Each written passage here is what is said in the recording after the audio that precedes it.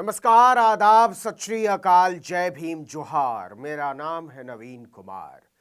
क्या जम्मू कश्मीर के पूर्व राज्यपाल सत्यपाल मलिक से जुड़े ठिकानों पर सीबीआई के छापे मारे जाने पर जाट नरेंद्र मोदी और भाजपा का इलाज करने निकल पड़ेंगे? और क्या किसान आंदोलन और सत्यपाल मलिक के घर पर पड़े छापे मिलकर इतनी ताकत जुटा सकते हैं कि मोदी के लिए 2024 में मुश्किल खड़ी हो जाए? दिल्ली के मुख्यमंत्री अरविंद केजरीवाल को 7वां समन मिला है और पश्चिम बंगाल की मुख्यमंत्री ममता बनर्जी लगातार भाजपा के निशाने पर हैं।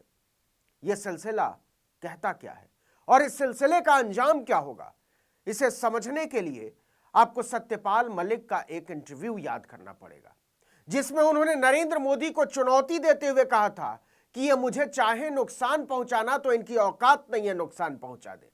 5 राज्यों में मेरी कम्युनिटी के लोग रहते हैं और मैं घूमता हूं गांव गांव, सब मिलकर इनका इलाज कर देंगे अगर इन्होंने मुझे नुकसान पहुंचाया तो नुकसान तो पहुंचा दिया है सरकार ने, और अगर थोड़ा घुमाकर कहें तो मोदी ने।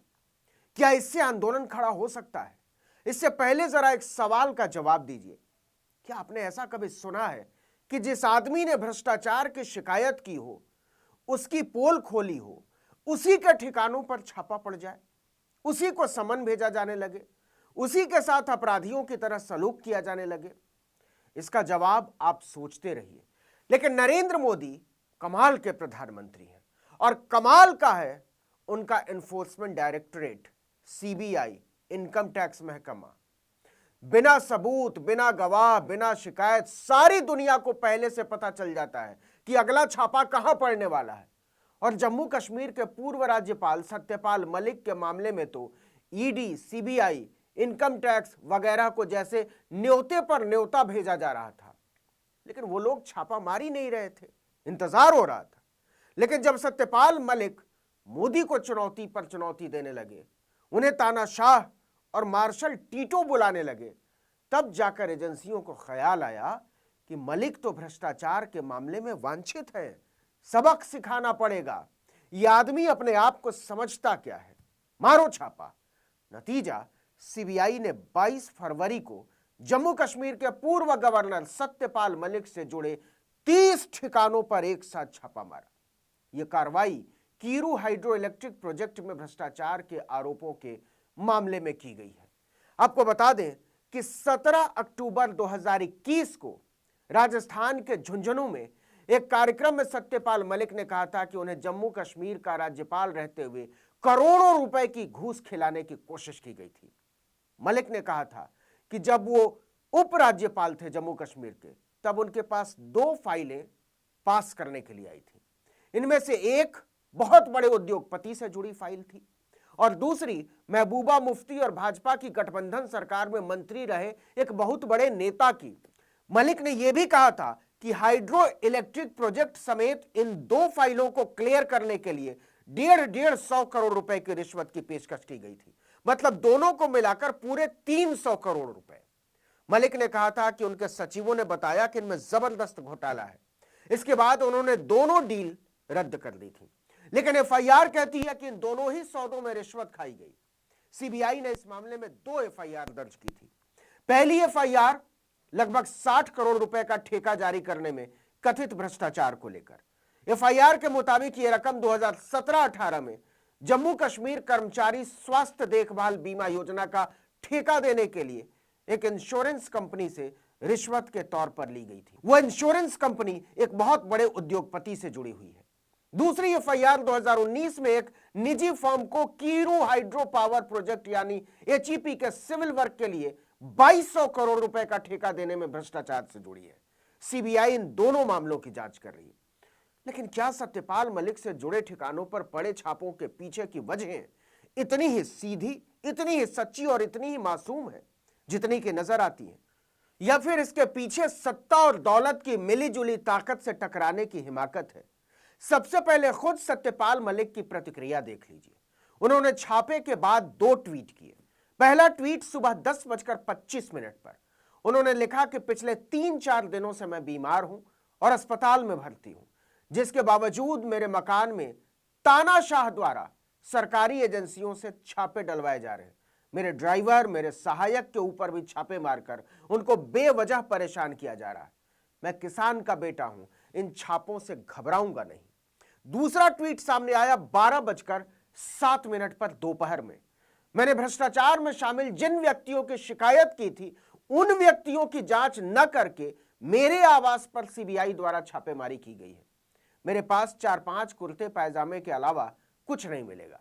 तानाशाह सरकारी एजेंसियों का गलत उपयोग करके मुझे डराने की कोशिश कर रहा है। मैं किसान का बेटा हूं, ना मैं डरूंगा न झुकूंगा। किसको तानाशाह कह रहे हैं मलिक? आप समझ गए होंगे। आपको पता ही होगा कि सत्यपाल मलिक कई मुद्दों पर मोदी सरकार को जमकर घेरते रहे। खासकर किसान आंदोलन के समय से ही वो बहुत मुखर रहे हैं। उन्होंने मोदी की बखिया उधेड़ते हुए कहा था कि देश बहुत गलत आदमी के हाथ में है। यदि किसान एक नहीं हुआ और केंद्र में बैठी सरकार दोबारा सत्ता में आ गई तो किसान नहीं बचेंगे। उनका बस चला तो सबसे पहले खेती को खत्म कर देंगे। उन्होंने 400 किसानों की मौत पर प्रधानमंत्री की तरफ से शोक संदेश नहीं जाहिर किए जाने पर भी तल्ख टिप्पणी की थी। तब वो बाकायदा जम्मू कश्मीर के उपराज्यपाल थे। उन्होंने यहां तक कहा था कि अगर किसानों का पक्ष रखने के लिए उन्हें कुर्सी से हटा दिया जाता है तो उन्हें इसकी हरगिज परवाह नहीं है। मलिक ने अपने रिटायरमेंट के बाद किसानों के लिए संघर्ष करने की बात भी कही थी और वो लगातार दौरे कर रहे हैं। मोदी को लेकर लगातार तल्ख होते बयानों की वजह से उन्हें जम्मू कश्मीर के उपराज्यपाल की कुर्सी से हटाकर पहले गोवा का राज्यपाल बनाया गया और इसके बाद मेघालय का। लेकिन इसके बाद भी उनकी भाषा और भंगिमा नरम नहीं पड़ी। उन्होंने कहा कि पुलवामा हमले के समय PM Narendra Modi Jim Corbett national park में अपनी शूटिंग करवा रहे थे। बाहर आकर पीएम ने एक ढाबे से फोन करके मुझसे पूछा था कि क्या हुआ, और मैंने कहा था कि ये हमारी गलती का नतीजा है। अगर हमने जवानों को विमान मुहैया करा दिए होते तो यह नहीं हुआ होता। मलिक के मुताबिक इस पर मोदी ने उनसे जुबान बंद रखने को कहा था। इससे भाजपा और भाजपा से ज्यादा मोदी की बहुत किरकिरी हुई थी। मलिक ने यहां तक कहा था कि मोदी चुनाव जीतने के लिए किसी भी हद तक जा सकते हैं, किसी मशहूर मंदिर पर हमले तक करा सकते हैं। मोदी और अमित शाह का पारा तब और चढ़ा जब सत्यपाल मलिक मोदी की सरकार को उखाड़ फेंकने की खुली अपील करने लगे। 22 मई 2023 का एक इंटरव्यू अभी भी सत्यपाल मलिक के ट्विटर हैंडल पर सबसे ऊपर मौजूद है। इस वीडियो के साथ उन्होंने लिखा था, अगर 2024 में नरेंद्र मोदी को नहीं हटाया तो यह डेमोक्रेसी यानी लोकतंत्र को खत्म कर देगा। चुनाव ही नहीं होगा फिर। मैं देश के लोगों से कहना चाहता हूं कि आखिरी मौका है, यह इस बार जाति धर्म सब छोड़कर इनके खिलाफ वोट करो, वरना आगे आपको वोट का भी मौका नहीं मिलेगा। इसके बाद सबको पता चल गया था कि सत्यपाल मलिक के साथ क्या होने वाला है। मोदी सरकार ने तो उस पर केवल तारीख छापी है, पता तो सबको था। राहुल गांधी ने इस पर प्रतिक्रिया देते हुए कहा कि किसान एमएसपी मांगे तो उन्हें गोली मारो, यह है मदर ऑफ डेमोक्रेसी।